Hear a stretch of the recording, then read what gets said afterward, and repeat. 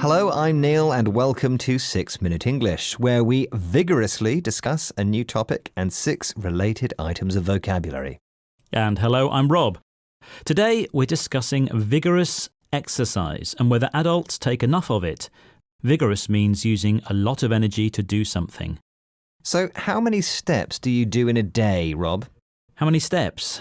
How should I know, Neil? It would be pretty hard to count them all. Oh, come on, you can track steps on your phone. I do 10,000 a day, which is the magic number for keeping fit and healthy, apparently. Not if you saunter, Neil, surely. Sauntering from the sofa to the fridge and back, or from the house to the car. Well, I never saunter, Rob. Saunter means to walk slowly, and you'd have to make a lot of trips to the fridge to clock up 10,000 steps. To get some vigorous exercise, you need to get out and about, round the park at a brisk pace. Brisk means quick and energetic, the opposite of sauntering. OK, well, perhaps you can tell me, Neil, how many people aged between 40 and 60 do less than 10 minutes brisk walking every month? Is it A, 4%, B, 14%, or C, 40%? I'm going to say 4%, because 10 minutes is such a short amount of time. Indeed. Now, I've got another question for you, Neil. Why is exercise so important? Because it sounds pretty boring, counting steps, going to the gym, running on a machine. Well, when you exercise, you stimulate the body's natural repair system. Your body will actually stay younger if you exercise. That sounds good. Exercise also lowers your risk of developing illnesses such as heart disease, cancer and diabetes. I'm getting a bit worried now, Neil, but I don't have enough time to do 1,000 steps every day. I'm far too busy. Well, Rob, now might be a good time to listen to Julia Bradbury. She's a TV presenter and outdoor walking enthusiast who will explain how she builds walking into her busy life. I will walk to meetings instead of catching a bus or getting a taxi or a car into meetings. And I will also, if I can't build that into my working day, if it's a day when I haven't got meetings and I'm maybe at home with the kids, I will take the time. I will take my kids out with the buggy, and I will definitely do 30, 40 minutes at least every day, going to the park, going to the shops, picking up my things en route, and really sort of building it into my life, taking the stairs and not taking lifts. All of these kinds of little decisions can incrementally build up to creating more walking time in your day. So, if you build something into your day or your life, you include it from the beginning. And Julia Bradbury has built walking into her day. Even though she's very busy too, Rob, you should learn from her. So she walks instead of driving or taking the bus, and takes the stairs instead of the lift. I could do those things. You could indeed. And before you know it, you'd be doing 10,000 steps because the amount of walking you do in a day builds incrementally. Incrementally means gradually increasing in size. OK, well, before I think that over, perhaps I could tell you the answer to today's quiz question. OK, you asked me how many people aged between 40 and 60 do less than 10 minutes brisk walking every month. The options were A, 4%, B, 14%, or C, 40%. And you said 4%. But I'm afraid it's actually 40%, and that's according to the government body Public Health England here in the UK. Oh dear, that's a lot more people than I expected. But it isn't that surprising. People in all age groups are leading more sedentary lifestyles these days. Our job is very sedentary, which means it involves a lot of sitting and not much exercise. Well, I might just run on the spot while we go over the new vocabulary we've learned today. Good plan. First up, we heard vigorous, which means using a lot of energy to do something. OK, I'm running vigorously on the spot. Great example. And good to see you taking some vigorous exercise. Number 2, saunter means to walk slowly in a relaxed way. When I saw Rob, I sauntered over to say hello. Hi, Neil. Number 3, brisk means quick and energetic. It's important to take some brisk exercise every day. Yes, And I'm beginning to realise that might be true. Yep, I think you've done enough jogging for today, Rob. You've probably done about 100 steps. Oh, is that all? OK, number 4. If you build something into something, you include it from the beginning. It's important to build regular exercise into your daily routine. Very good advice. Number 5 is incrementally, which means gradually increasing in size. Incremental is the adjective. The company has been making incremental changes to its pay structure. Does that mean we're getting a pay rise? I doubt it. And finally, number 6, sedentary, means sitting a lot and not taking much exercise. For example, it's bad for your health to lead such a sedentary lifestyle. Duly noted, Neil. Well, it's time to go now, but if today's show has inspired you to step out and take more exercise, please let us know by visiting our Twitter, Facebook and YouTube pages and telling us all about it. Goodbye. Bye-bye. 6 Minute English. From BBC Learning English. Hello, this is 6 Minute English from BBC Learning English. I'm Rob. And I'm Sam. With the outbreak of the coronavirus epidemic, people in many countries around the world have started wearing face masks to protect both themselves and others they come into contact with. In this programme, we'll be asking whether wearing masks in public can help prevent the spread of coronavirus in the community. Face masks have long been popular in some Asian countries, but with the spread of COVID-19, they're increasingly being seen in other parts of the world too. Wearing a protective mask or face covering is nothing new. Medical masks have a long history from the plagues of medieval Europe to 19th century outbreaks of cholera in the United States. But when did they start to be commonly used? That's my question for today. When and where were face masks first widely used?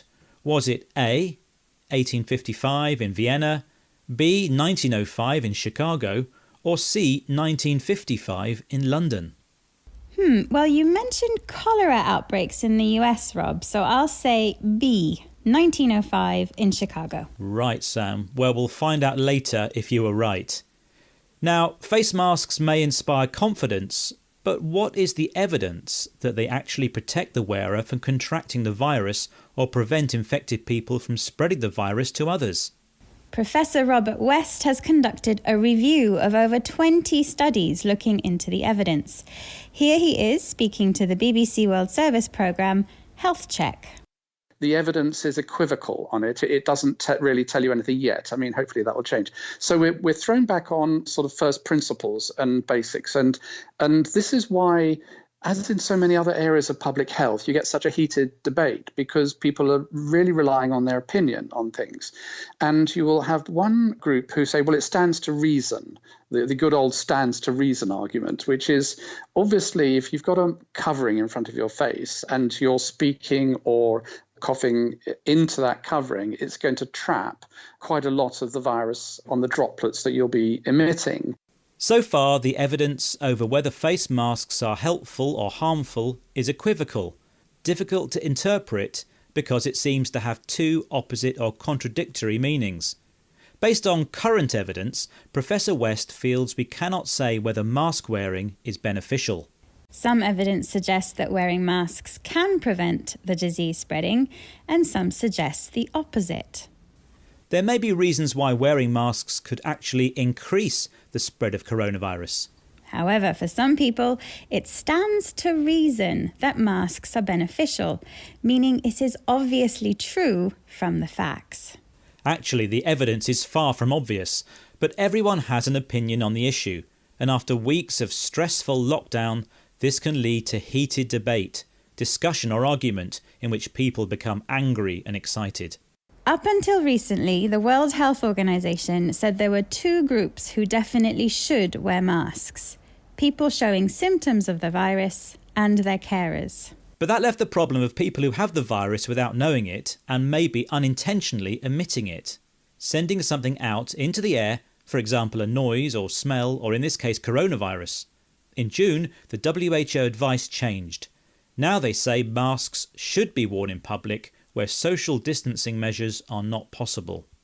But the advantages of wearing masks might be outweighed by other considerations, as Professor West explains. it could also have unfortunate negative consequences in terms of the sort of mask shaming that people feel compelled to wear masks in situations where it's actually not helpful and maybe harmful because it's expected of them and they feel that they would be judged if they didn't. But I think in addition to that, one of the problems we have is that masks can potentially create a false sense of security. One negative effect is the practice of mask shaming, criticising or humiliating someone for not wearing a face covering. Another problem is that wearing masks might create a false sense of security, a feeling of being safer than you really are.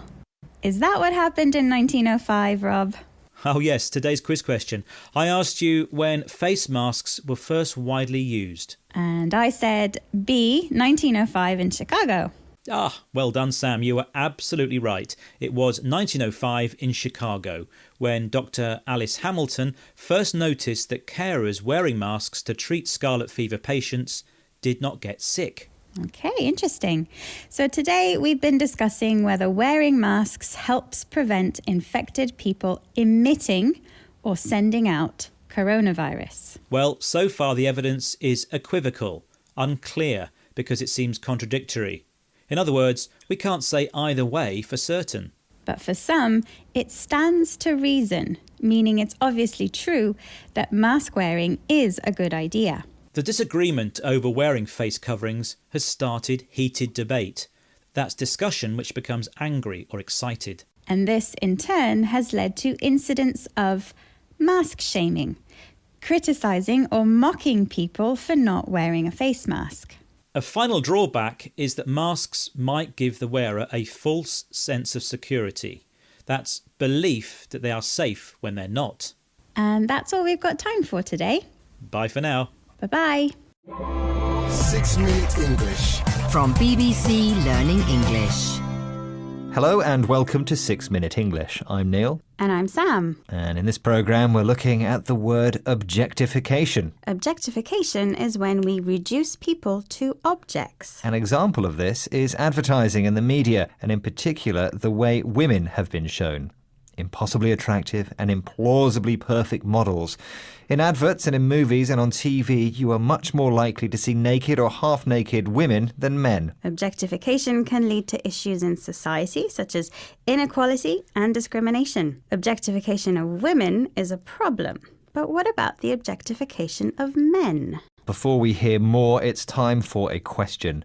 Today's question is, on British TV, in which decade was a completely naked man first seen? Was it A, the 1940s, B, the 1950s, or C, the 1960s? What do you think, Sam? I'm going for the 60s. I'll give the answer later in the programme. Now, Sam, do you know the TV programme Love Island?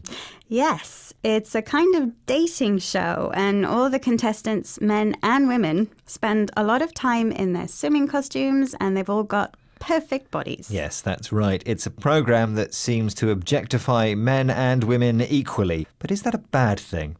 Dr. Peter Lucas is Senior Lecturer in Philosophy at the University of Central Lancashire.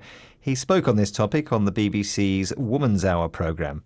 What does he suggest might be the advantage of featuring men with perfect bodies? If you look at the impact of TV series like Love Island, for instance, the producers of that programme have described it as being aspirational for their audience. It's presenting role models, it's presenting models that people are supposed to aspire to. Now, many women thinking about the male bodies on display there might think, well, if it means that more men get off to the gym and sort of look after themselves physically, surely that's a good thing. So, what might be an advantage of these highly fit athletic bodies on show? Dr. Lucas suggests that seeing those bodies might encourage men to go to the gym and work hard to improve their fitness and health, and that could be a good thing.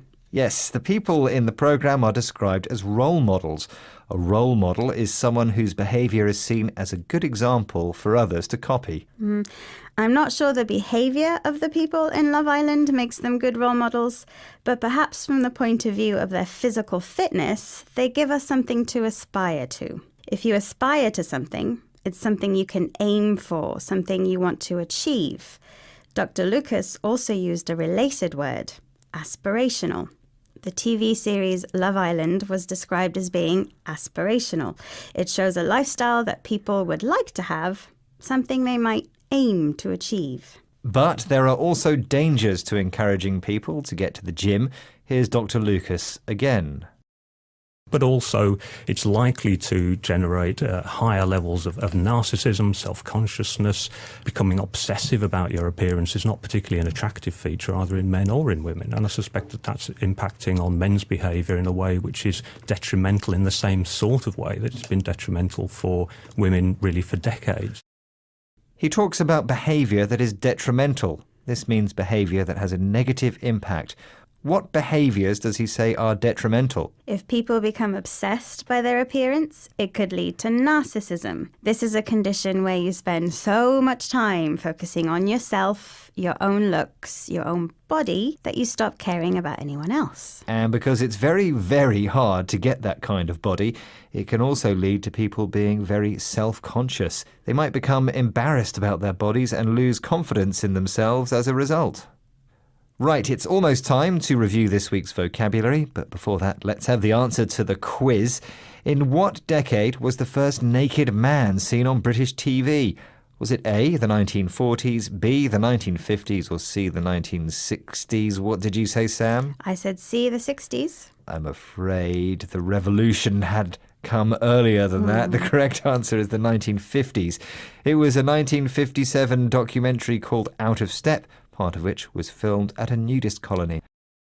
Now time for our vocabulary. Our first word was objectification. This is the noun for when we reduce a human being to an object. We don't think of them as a real person anymore. The verb is to objectify. Someone whose behaviour is a good example that others want to copy is a role model. When it comes to presenting 6-minute English, you are my role model, Neil. You're too kind. And I aspire to your level of professionalism, Sam. To aspire to aim to be, to hope to achieve. That is related to the next word, aspirational. This adjective is used to describe the desire to improve parts of your life. For example, getting a better job or a better body. Aspirational TV programs or adverts show lifestyles that people might want to be theirs. Our next word is an adjective for something that is bad for you, something that has a negative effect. The adjective is detrimental. We heard that aspiring to the perfect body can be detrimental because it might lead to narcissism.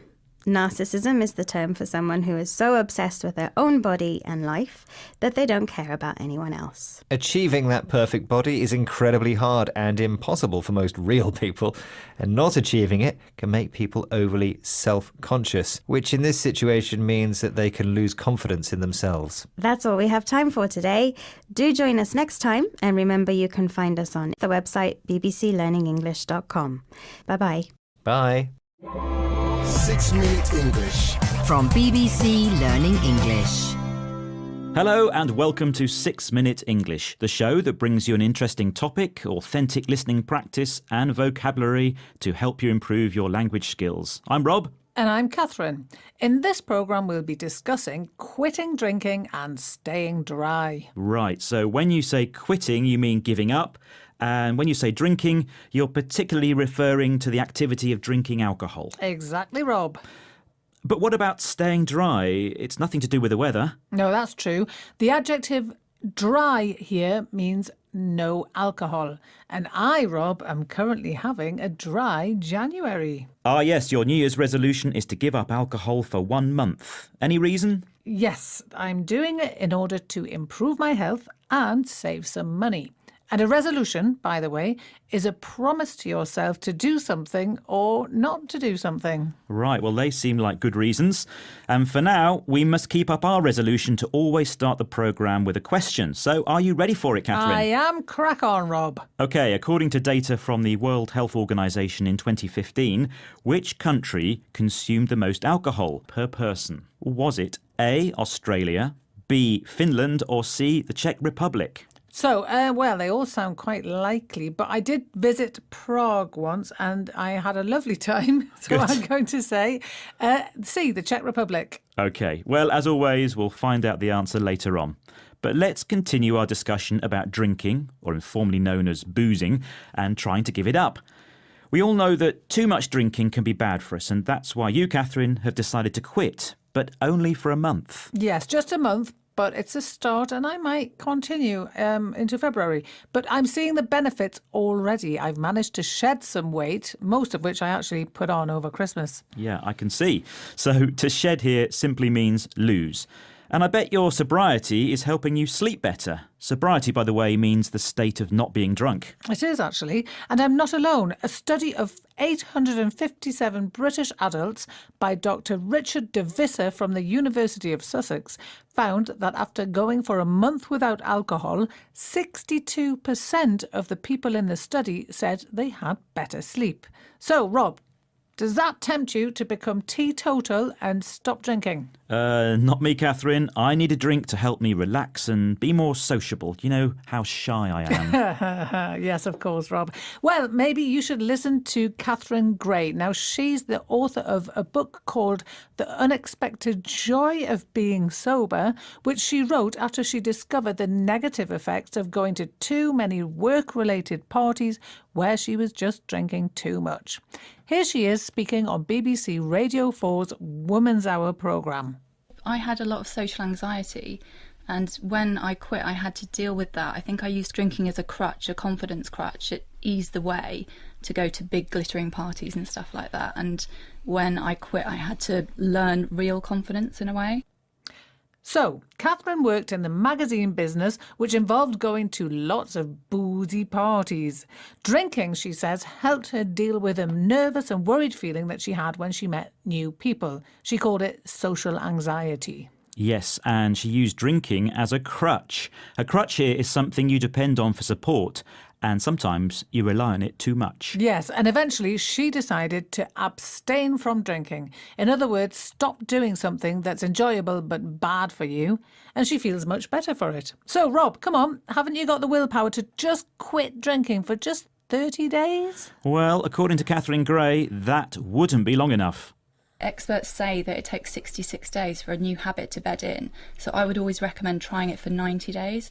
30 days is the hard bit before you get to the rewards, because after 66 days it starts getting a lot easier and you start really feeling better in yourself. Right, so it takes 66 days for doing a regular activity, a habit, to bed in. And bed in means to become normal and start working properly.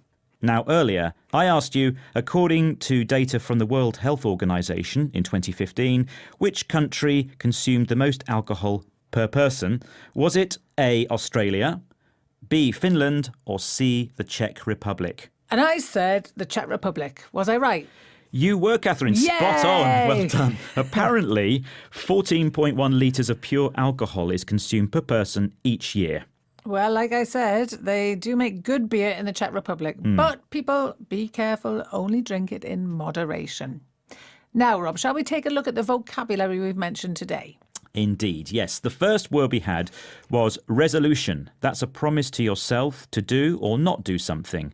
Katherine's New Year's resolution was to give up drinking alcohol for a whole month. Yes, and I'm still doing it, Rob. The Good. plan is to shed a few kilos and get fit.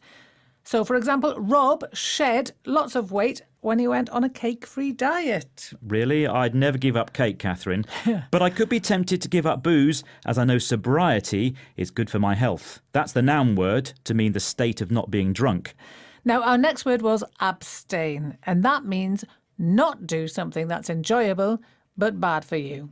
So Rob needs to abstain from eating cakes if he wants to wear his skinny jeans.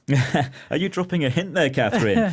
Now, our final word is actually two words, bed in. It means to become normal and start working properly. It took a while for the new computer system to bed in, but now it's working perfectly. That's brilliant, because now we can go online and find more BBC Learning English programmes at bbclearningenglish.com. And that's all for today's 6-Minute English. We hope you enjoyed it. Bye for now. Bye.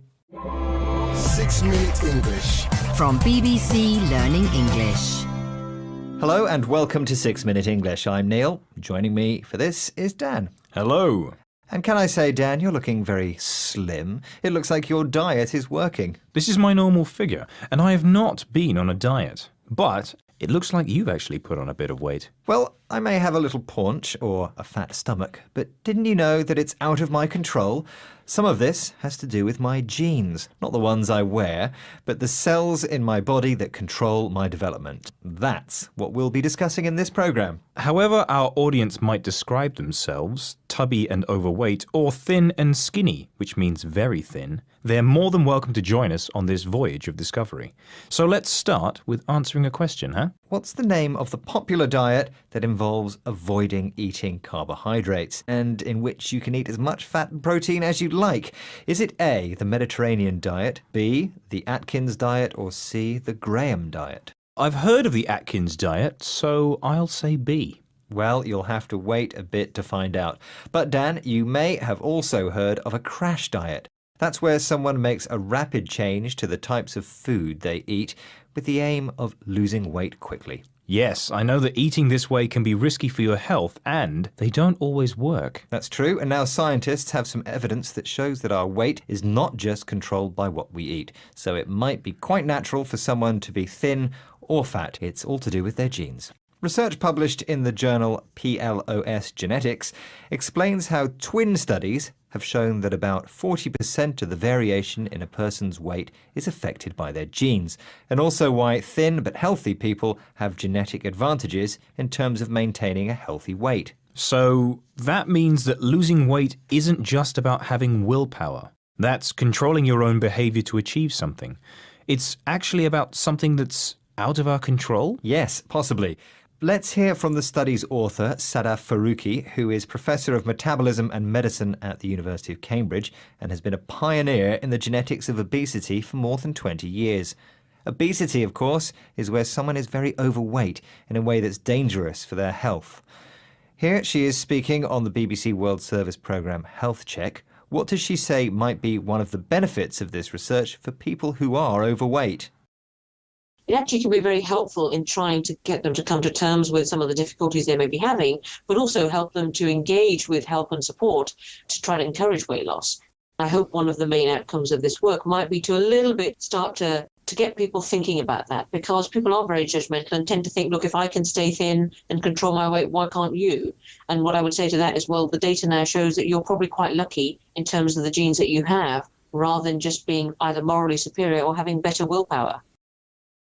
Some interesting thoughts there. For people who are overweight, this research can help them come to terms with the struggle they may be having to lose weight. When you come to terms with something, you start to accept the difficult or unpleasant situation you are in. So I suppose she means accepting that if you're trying to shed a few pounds unsuccessfully, it's not all your fault. And it may stop people being so judgmental, that's so quick to criticize people based on their own beliefs. A slim person might say, well, I ate less and lost weight, so why can't you? And now we know things aren't quite that simple. You're just lucky to have the right genes, but it doesn't make you morally superior. So it's not just about having willpower. This research is much more detailed, of course, than we've had time to explain here. But for someone who is overweight, will they feel defeated? Absolutely not, according to Professor Farooqi. For people who are obese, this research is helpful. Not only should it give them hope, it could lead to the development of medicines to help them. But as genes only play a part in our size and weight, we should all eat a healthy diet and do some exercise. And there is always new research about the best things to do and the right things to eat. Recently, research published in the British Journal of Sports Medicine said that bursts of high-intensity interval training may be more effective for weight loss than longer, less intense workouts. A burst is a sudden and short increase in something. Even if diets don't help you lose weight, eating a balanced diet can certainly keep you healthy and make you feel good. And as I'm talking about diets, why don't I answer the question I asked you earlier? What's the name of the popular diet in which you should avoid eating carbohydrates, but you can have as much fat and protein as you want? Is it A, the Mediterranean diet, B, the Atkins diet, or C, the Graham diet? I said the Atkins diet. And that is correct. Woohoo! Well done.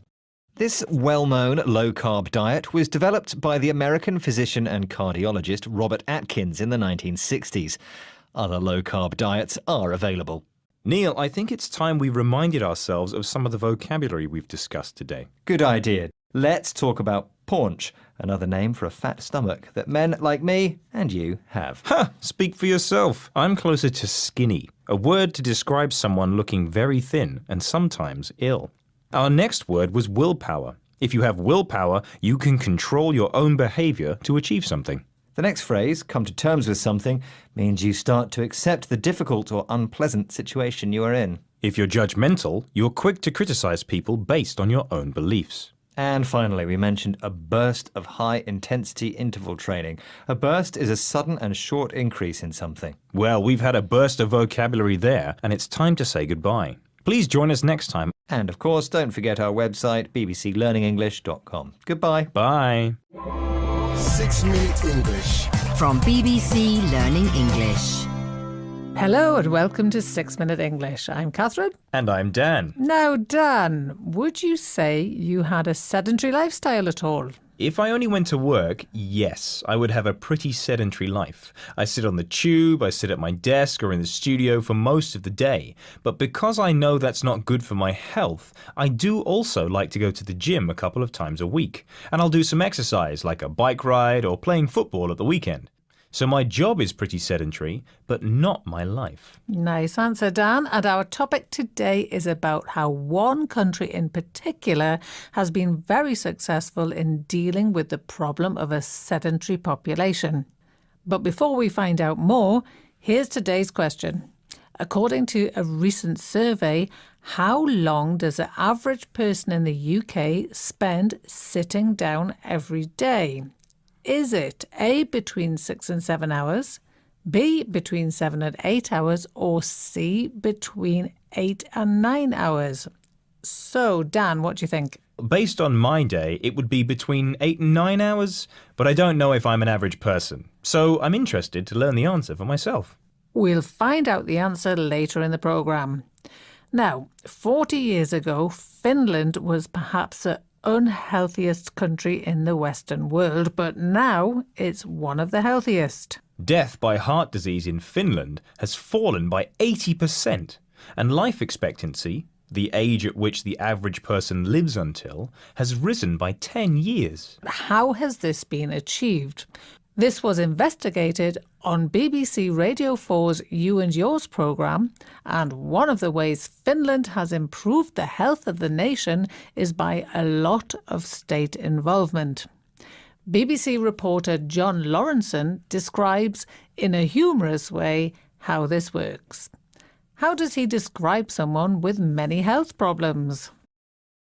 If you're an exercise shirker because you're fat or old or asthmatic or chained to your computer or just plain lazy or all of those things rolled into one super health disaster zone, they will come to you in the form perhaps of a stern lady with a clipboard and make some firm suggestions.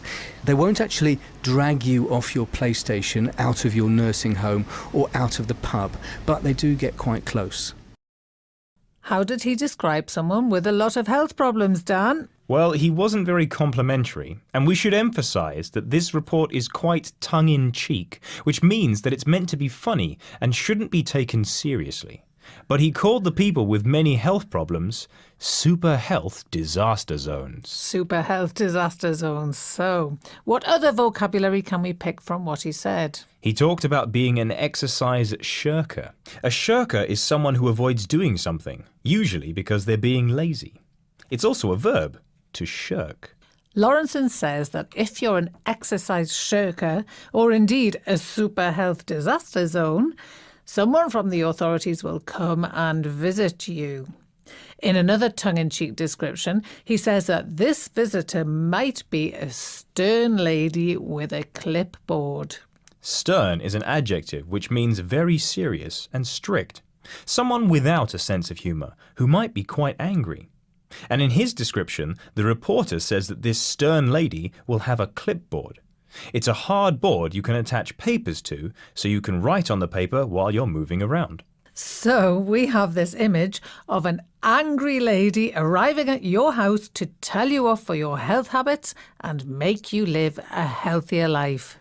But he does point out that they won't actually drag you out of your house to do exercise. However, in the report, he goes on to say that there is a lot of encouragement, even from school age, to eat well and take regular exercise. Well, before a stern lady with a clipboard comes and tells us off for not finishing on time, let's get the answer to today's quiz. According to a recent survey, how long does the average person in the UK spend sitting down every day? Is it A, between 6 and 7 hours, B, between 7 and 8 hours, or C, between 8 and 9 hours? And I said I had no idea. Well, the answer was C, Dan, between 8 and 9 hours. In fact, it was 8¼ hours. By comparison, in Finland, it's less than 6 hours. I guess we're a lot more sedentary in Britain. And sedentary is the first word in our vocabulary review. It's an adjective used to describe a lifestyle which involves a lot of sitting and not much exercise. And if you're very sedentary, it can lead to a lower life expectancy. Life expectancy, the age to which you're expected to live. Next, we had the word shirker for someone who avoids doing something they don't like, usually because they're lazy. For example, an exercise shirker avoids exercise. Something that is said tongue-in-cheek is meant to be humorous and not taken seriously. If you're stern, though, you want to be taken seriously. It's an adjective that means serious and strict. And finally, there's clipboard, a board you attach papers to so you write on them as you walk around. Well, Dan, it's time for us to go and get some exercise. Join us again next time, and remember you can find us on Instagram, Facebook, Twitter, YouTube, and of course our website bbclearningenglish.com. See you soon. Bye. Bye. 6 Minute English. From BBC Learning English. Hello, this is 6 Minute English from BBC Learning English. I'm Neil. And I'm Sam. Sam, what blood type are you? You mean the different groups used to classify humans by blood? Types A, B, AB, and O? I think I'm type O. How about you, Neil? Well, it may sound strange, but actually, I don't know. Yeah, lots of Westerners don't know their blood type. But in parts of Asia, blood groups are a topic of daily conversation. People select romantic partners based on blood type, and different blood groups are associated with different personalities. In this programme, we'll be finding out all about blood, why humans have different blood types, and whether blood is something more than just a way of pumping oxygen around your body. And of course, we'll be learning some new vocabulary as well. Now, Neil, I have an interesting fact for you. Did you know that many Japanese pop stars' websites will feature their blood type alongside information like their age and hobbies? I didn't, Sam, but Japanese culture is certainly interested in blood. There's even a word, buruhara, meaning blood harassment, which is used to describe hostility towards people from a certain blood group considered to be selfish. But which group? That's my quiz question for today. Which blood types may fall victim to buruhara? Is it A, blood type A, B, blood type B, or C, blood type O? I'll say A, blood type A. Okay, Sam, we'll find out the answer later. Now, as we've heard, blood is a big deal in Japan. Marnie Chesterton from BBC World Service programme Crowd Science travelled to Tokyo, where she asked Japanese translator Chia Kobayashi to explain more. For blood type A, generally it is thought they are perfectionists, more detail-oriented, pretty much good at precise type of job, and that makes them good at helping others and good at teamwork and respect rules and customs. That's a typical blood A type. 40% of Japan's population are sensitive, anxious type A's. 30% are curious and stubborn, generous type O's, 10% are creative ABs, but woe betide the 20% type B, because they have a far less desirable personality, apparently. According to Japanese tradition, blood type A's are perfectionists, people who want everything to be perfect and demand the highest standards possible. This contrasts with type O's, who are considered to be stubborn, people who are determined to do what they want and refuse to change their mind. But it's unfortunate blood type Bs who have the least desirable personality, selfish and independent. Woe betide the type Bs, remarks the presenter Marnie Chesterton, an informal British expression said when there will be trouble ahead for someone. In this case, poor type Bs. But apart from customs and traditions, is there actually any science behind these beliefs? Well, not according to Dr. Emma Pomeroy of Cambridge University's Archaeology Department. She thinks that, like horoscopes, there's no scientific basis for a connection between blood types and personalities. Which makes me wonder what exactly blood types are. Blood types are kinds of stickers or chemical markers which support our immune system, the organs, cells, and processes which protect the human body from infection and illness. Those chemical markers can identify foreign bodies like pathogens, small organisms such as a virus or bacteria that can cause disease. The variety of blood types seems to be a result of different bodily responses to different disease-causing pathogens. Which explains why blood of the same type is needed in blood transfusions, medical procedures in which blood is taken from one person and put into another person's body, often after an accident or during an operation. And explains the high demand for type O blood, which can be given to anyone. Ah, generous type Os, like me. I always knew I was special. And curious and stubborn? Wasn't that the type O personality? Oh yes. Today's quiz question was about blood type personalities. I asked you which undesirable blood type is considered selfish in Japan. And I said A, blood type A. But as we've heard, it's actually B, blood type B. Never mind, I'll settle for being curious, stubborn, and generous. In today's program, we've been talking all about blood types and personalities. In Japan, blood type A people are thought of as perfectionists, people who want everything to be perfect. Unlike type Os, who are considered stubborn, determined to get their own way and unwilling to change. And woe betide selfish type Bs, an informal expression said when there will be trouble for someone or if they will be punished for doing a particular thing. Scientifically speaking, blood types help support our immune system, the organs and cellular processes which protect the human body from infection. They also help identify foreign pathogens, small organisms such as a virus or bacteria that can cause a disease. And explain why the same blood type is needed for a successful blood transfusion.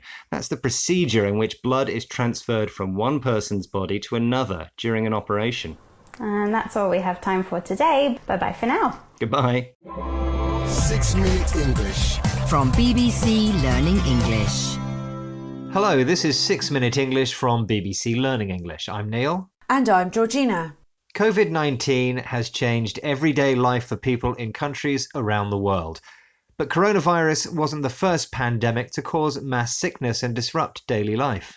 Between 2002 and 2004, an outbreak of the disease known as SARS, or Severe Acute Respiratory Syndrome, caused hundreds of deaths in southern China before spreading to other parts of the world. The virus that caused SARS survived by mutating, changing as it reproduced itself in the bodies of infected people, and this caused the virus to create strains, slight variations of the original. COVID-19, the disease caused by the strain of the original SARS virus we are experiencing now, has been called SARS-2.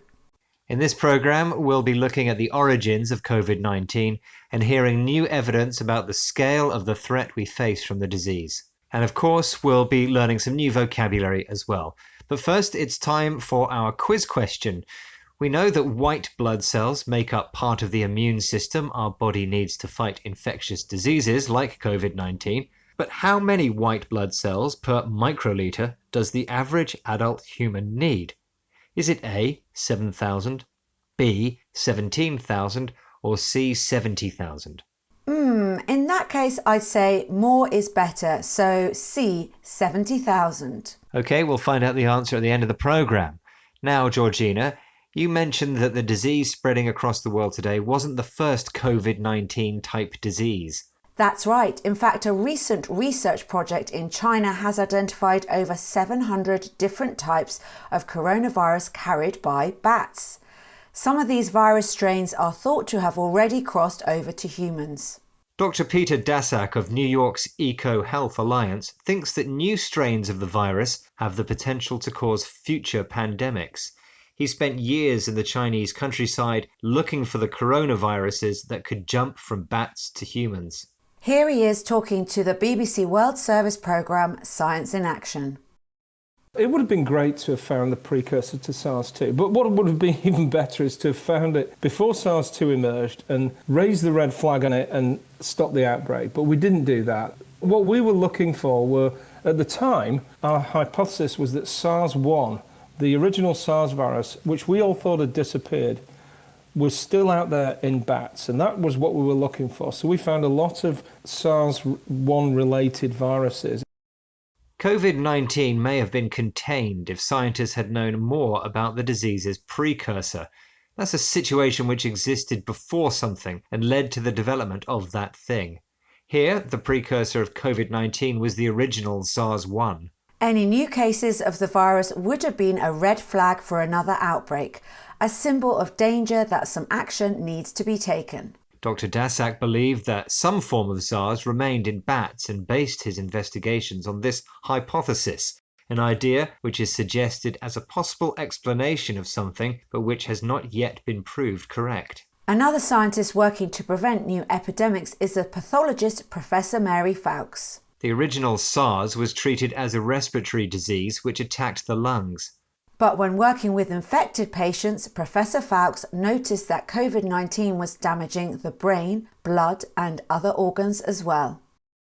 Clinicians have recognized that a lot of patients that have COVID are exhibiting confusion, not necessarily aware of their environment appropriately. Some are having seizures. So there are some central nervous system abnormalities. And as you know, a lot of patients are exhibiting loss of sense of smell, and that is a direct connection to the brain as well. In some infected patients, coronavirus attacks the central nervous system, the body's main system of nerve control consisting of the brain and spinal cord. When severe, this can cause seizures, sudden violent attacks of an illness, often affecting the heart or brain. It seems that COVID-19 type diseases are not going to disappear anytime soon. Reminding us of the importance of the scientific research we've heard about today. And the importance of boosting your immunity, which reminds me of today's quiz question. You asked me how many white blood cells per microliter the human body has. I said C, 70,000. Well, if that was true, you've definitely boosted your immunity, Georgina, because the correct answer is C, just 7,000. Today we've been discussing the strains or slight variations of the virus which causes COVID-19. COVID-19 has a previous disease called SARS as its precursor, a situation which existed before something and caused the development of that thing. Researchers used the idea that the virus had passed to humans from bats as their hypothesis, possible explanation for something which has not yet been proved true. By identifying new virus strains, doctors hope unexplained cases can act as a red flag, a warning sign of danger to prevent further outbreaks. Knowing about new strains is increasingly important as we find out more about how coronavirus attacks the body's central nervous system, the brain and spinal cord, which in some patients can cause seizures, sudden violent attacks of an illness, especially affecting the heart or brain. So try to stay safe, wash your hands, and remember to join us again soon. Bye for now. Bye. 6 Minute English. From BBC Learning English. Hello, this is 6 Minute English from BBC Learning English. I'm Neil. And I'm Sam. How do you relax, Sam? Well, I love watching movies and I go swimming. One thing that millions of people around the world do is meditate to relax, and that's the subject of our programme. We'll be looking at experiments by scientists in the US into the Buddhist practice of meditation. We'll find out how Tibetan monks use meditation techniques to focus better and manage their emotions. But what exactly is meditation? People just sitting cross-legged on the floor thinking of nothing? Well, I think there's a bit more to it than that. After all, Buddhist meditation is an ancient practice, even science according to some. Tibetan Buddhism, as embodied by the Dalai Lama, is what many people think of when you mention meditation. Which brings me to my quiz question. Which is? What is the meaning of the Tibetan word for meditation? Is it A, to relax, B, to feel blissful, or C, to become familiar? I think it must be either A, to relax, or B, to feel blissful, because they sound like positive states of mind. But I'm not sure about calling meditation a science, Neil. Isn't it more like a philosophy or a lifestyle? Not according to Professor Richard Davidson of the Centre for Healthy Minds. He spoke to Alejandra Martins of the BBC World Service programme Witness History about his remarkable scientific experiment, which proved for the first time that meditation can actually change the brain. When I first met His Holiness the Dalai Lama, it was 1972. He challenged me and he said, I understand that you've been using tools of modern neuroscience to study anxiety and depression. Why can't you use those same tools to study kindness and to study compassion? Neuroscience is the scientific study of the workings of the human brain and nervous system. Professor Davidson measured negative mental states like depression, in contrast to positive attitudes such as compassion. That's the wish for everyone to be free from suffering.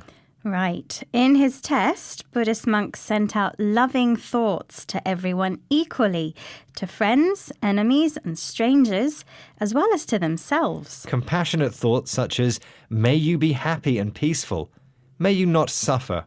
And the results were astonishing. What did they show, Neil? Very high levels of gamma oscillations. Now that's brain waves showing increased connections between different parts of the brain. This is what you or I might experience as a flash of insight, a moment of sudden understanding and clarity. For us, it might last less than a second, but for these experienced Buddhist monks, the gamma waves lasted minutes. Furthermore, as Richard Davidson explains, brain changes as a result of meditation can be long-lasting. There is no question at this point in time, based upon the current science that has been conducted over the last 10 years, that meditation can change the brain in enduring ways. And the circuits that are involved are multiple, but they include circuits that are important for regulating attention and regulating emotion. So this was proof of neuroplasticity, our brain's ability to change in response to conscious effort. In other words, the meditating monks were intentionally reshaping their minds. And this was possible because the brain circuits, different parts of the brain responsible for different functions, start talking to each other in new ways that created enduring, meaning long-lasting, changes. The meditators gained insight into how their minds work. They were more focused and emotionally balanced and less likely to get upset. How cool is that? Pretty cool. But these Tibetan monks sound like Buddhas. They spend thousands of hours sitting in meditation. I've got to go to work, Neil. What good is meditation to me? Well, Sam, in fact, the experiment showed that 30 minutes of meditation a day significantly increased feelings of loving kindness in the new meditators too. Okay, maybe I'll give meditation a go after all. But not before I find out the answer to today's quiz, please. Yes, I asked you what the Tibetan word for meditation meant. And I said either A, to relax, or B, to feel blissful. And I'm feeling pretty confident of getting it right this time, Neil. Well, Sam, if the answer came to you in a flash of insight, then I'm afraid you need more practice. Because the correct answer is C, to become familiar, in this case with more positive thoughts and emotions. You mean emotions like kindness and compassion, the thought wishing everyone to be free from their problems. What other vocabulary did we learn today, Neil? Well, it turns out meditation is actually a science, neuroscience in fact, which is the study of the human brain and nervous system. Meditation experiments proved neuroplasticity, the brain's ability to restructure. By generating and sending out the compassionate wish, may all beings be happy, Buddhist meditators change their brain circuits, different parts of the brain responsible for different functions. And this is an enduring change, meaning it lasts and increases over a long period of time. I must say, Sam, you took it pretty well when you guessed the wrong answer just then. Thanks, Neil. I don't like getting upset, so I'm trying out some breathing meditation. Breathing in the positive, breathing out the negative. Join us again soon for another interesting discussion on 6 Minute English from BBC Learning English. Bye for now. Bye-bye. 6 Minute English from BBC Learning English. Hello, this is 6 Minute English from BBC Learning English. I'm Neil. And I'm Georgina. I've got a puzzle for you, Neil. Ready? Sure. OK, it's a riddle. I'm as light as a feather, but no one can hold me for very long. What am I? As light as a feather, but no one can hold you? No idea. What are you? Your breath. Ah, yes, I see. OK then, I've got one for you. I'm so big I'm everywhere, but so small you can't see me. What am I? You're everywhere, but I can't see you? Tricky. I give up. Well, the answer is germs. And with the outbreak of coronavirus, people around the world have rediscovered the importance of fighting germs to stop the spread of disease. In this programme, we'll be discussing the importance of hand washing in the prevention of germs and viruses. And we'll start off by meeting the first person to realise that keeping hands clean can really help prevent diseases being passed on. Ah, do you mean the 19th century Hungarian Dr. Ignác Semmelweis? He was known as the saviour of mothers for keeping maternity wards germ-free, and he had a very interesting life. But do you know what happened to him in the end? That's my quiz question. Was it A, he won the Nobel Prize, B, he ended up in a hospital for mentally ill people, or C, he started the first company to produce hand soap? Dr. Semmelweis sounds like a scientific hero, so I'll say A, he won the Nobel Prize. OK, we'll find out later if you were right. But what's for sure is that Ignác Semmelweis was a hero to Val Curtis, a director at the London School of Hygiene and Tropical Medicine. Here she is talking to BBC Radio 4's Science Stories. Semmelweis is kind of my patron saint. Hand washing has been my life for the last 30 years, working on trying to improve hygiene, mostly in developing countries. And he was really the first to identify the importance of keeping hands clean in the prevention of transmission of infection. And since the beginning of my career working in public health, I've been trying to understand how diseases get spread and what the best way of preventing it is. And hand washing jumped out as being the most important means of preventing infections, particularly in developing countries. Val's work is all about improving hygiene, practices for maintaining health and preventing disease, especially through cleanliness. And she was clearly influenced by the work of Dr. Semmelweis, because she calls him her patron saint, a kind of guide and protector, believed to give special help or inspiration. But Dr. Semmelweis is also a good example of science communication. Getting the message out so people understand the importance of hygiene is difficult, and wash your hands jumped out or made a strong impact as a simple message to communicate. Here's Val again. It wasn't until we wrote a paper in 2003 that showed the evidence that hand washing could save 1 million lives that actually people started to take it seriously, and hand washing became a big important issue internationally. So for me, the lesson from Semmelweis is don't scream and shout and accuse people of doing things wrongly, but patiently get the data out there and tell your story in a positive way.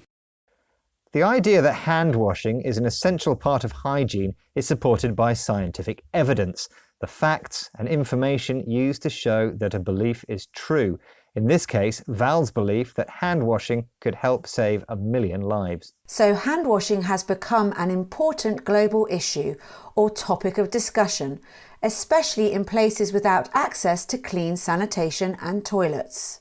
Val also mentions that if you want people to listen to your message, it's better to present the evidence in a positive, scientific way instead of screaming and shouting. speaking in a forceful or even angry way to convince people you're right. Right. People don't listen if you scream and shout at them. They just think you're strange. Which brings me back to today's quiz question. Remember I asked you what happened to Dr. Semmelweis in the end? And I said A. He won the Nobel Prize. Well, I'm afraid the answer was B. He actually ended up in a hospital for mentally ill people. Today we've been talking about hand washing, one of the single best ways to improve personal hygiene, the prevention of disease by keeping clean. Recently, hand washing has become a top global issue, a subject or topic people are thinking and talking about. Scientific evidence, the facts and information used to prove ideas true or valid, shows that hand washing jumped out, or was easily noticed, as one of the most important methods to stop the spread of infection. The work of 19th century scientist Ignaz Semmelweis was so inspiring that even today some doctors consider him the patron saint of hygiene, an expression referring to a protecting or guiding saint believed to give special help or inspiration. But communicating the message of wash your hands to people around the world is hard, especially if you just scream and shout, or try to convince someone by talking to them in a forceful or argumentative way.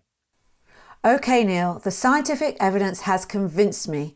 I promise to make sure I regularly wash my hands. That's all from us today, but do join us again soon for more topical discussion and vocabulary here at BBC Learning English's 6-Minute English. Stay safe and remember to wash your hands. Bye for now. Bye.